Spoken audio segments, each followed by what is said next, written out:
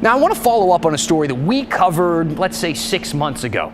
I know it's been a while, but if you live anywhere close to Laurelhurst Park, you'd probably say, what is time, really? Because our neighborhood seems like it's always looked like this at this point.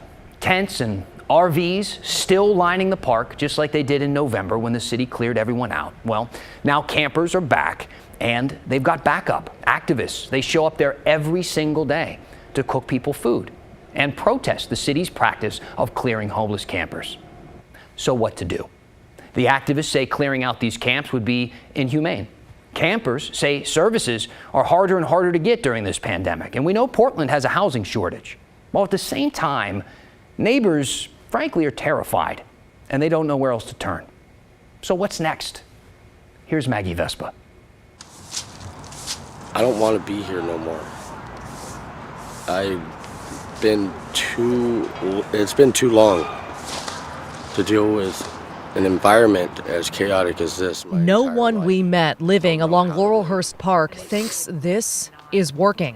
That includes Christopher Kirby, who's been homeless since he was 13. I don't know how to live like you.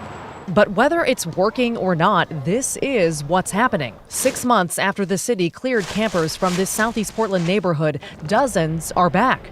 And this time, activists followed. We wouldn't be here if people didn't ask us to be here. Stop the Sweeps is one of a few groups here. They make campers food and vow to, in their minds, provide protection from the city. You know, this is a collaborative effort with the residents and with the organizations to protect them against the sweeps. The problem is many here are battling addiction and mental health issues, and this setup has bred chaos. Neighbors are exhausted and afraid. People know our names. Yeah.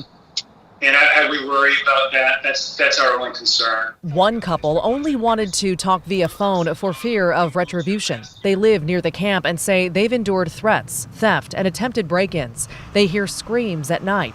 Early Monday morning, they took this photo after a tent exploded. There were those propane tanks next to the fire.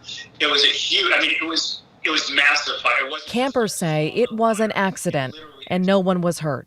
There's many people who want to make this a housed against unhoused situation, and that is just simply not truthful or accurate. TJ Browning is the safety chair of the neighborhood association. This situation victimizes the housed and the unhoused. She calls this a lose-lose situation and puts all the blame on City Hall. She thinks city officials don't get how frightening this has been and how much people in this camp need serious help. Here's one story she told us. We had a child come out of their front door into their front yard. A woman, mental health issues. I understand. I have empathy and compassion. However, she saw that child, came running across the parking strip to him, and was screaming at him, "I'm going to kill you! I'm going to kill you!"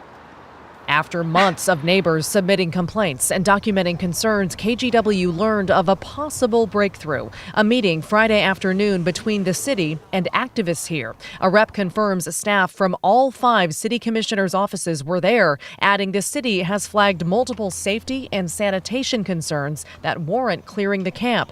Granted, Browning wishes the neighborhood could have also been at Friday's meeting. We're not invited.